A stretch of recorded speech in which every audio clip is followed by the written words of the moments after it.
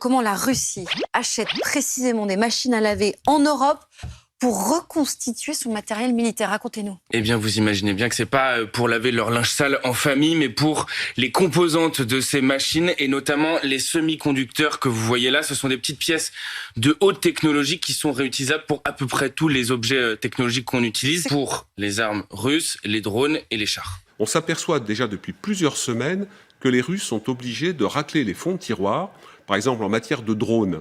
Moi, j'ai débuté la guerre en pensant que les Russes, parce qu'ils affichaient cela, avaient une flotte de drones armés, des Orion capables de frapper d'autres drones de très haut niveau. En fait, c'est pas du tout la réalité. Quel est le point commun entre une machine à laver et un hélicoptère d'attaque russe Mi-24 ? L'armée russe récupère des puces électroniques, de lave-vaisselle et réfrigérateurs pour réparer son matériel militaire.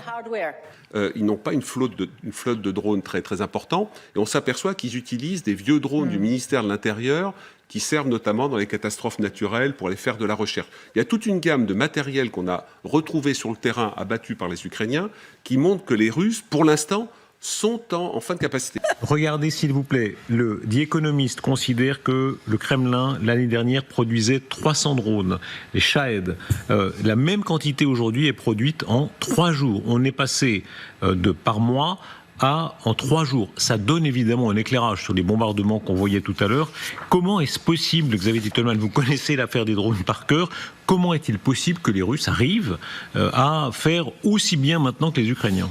Les sanctions que l'on a mis depuis le début, qui ont un effet massif, il faut le dire, les Russes produiraient 2, 3, 4 fois plus s'ils n'avaient pas eu ces sanctions, et bien ils sont en train d'apprendre à les contourner de 2 manières, soit en trouvant des pays intermédiaires pour importer, et ça il faut qu'on adapte nos sanctions pour les en empêcher, soit ça veut dire qu'ils produisent localement les pièces détachées qui leur manquaient jusque-là.